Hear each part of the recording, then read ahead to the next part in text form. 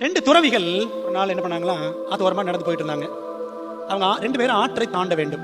அங்க ஒரு இளம் பெண் ஒருத்தி இருக்கிறாள். அந்த இளம் பெண் அவளும் தவிக்கிறான். ஐயோ, எப்படி இந்த ஆற்றை தாண்ட போகிறேன்னு தெரியலையே. அப்ப அந்த 2 துறவிகள்ல ஒரு துறவி என்ன செஞ்சாராம், அம்மா நான் உனக்கு உதவி செய்கிறேன் என்று சொல்லி அந்த பெண்மணி என்ன செய்யறாரு, தோள் மேல தூக்கிக்கிட்டு அந்த பக்கம் ஆற்றின் மறுகரைக்கு போய் அந்த பெண்ணை உதவி செய்து விட்டு விட்டார்.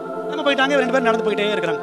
இந்த தூக்கிட்டு வந்த துறவி விட்டு கேட்கிறாராம், ஐயா நம்முடைய துறவர சட்டத்தின்படி நம்ம என்ன பண்ணக்கூடாது, ஒரு பெண்ணை இளம் பெண்ணை நம்ம திரும்பி கூட பார்க்க கூடாது. ஆனால் நீர் எப்படி இந்த தோள் மேல வச்சு இவ்வளவு தூரம் நடந்து வந்து இந்த கரையில விட்டுருக்கிறீரே, இது எப்படி நீர் செய்யலாம்? அதுக்கு இந்த துறவி என்ன சொன்னார் தெரியுமா, நான் அவளை அங்கேயே இறக்கி விட்டு விட்டேன், நீதான் அவளை இன்னும் சுமந்து கொண்டு இருக்கிறாய். யாருடைய பிரச்சனைங்க? நம்முடைய இருதயத்தின் பிரச்சனை. எரேமியா 17:9 வாசிக்கிறோம், எல்லாவற்றை பார்க்கிலும் இருதயமே திருக்குள்ளதும் மகா கேடு உள்ளதுமாய் இருக்கிறது, இதை அறியத்தக்கவன் யார்? அப்படி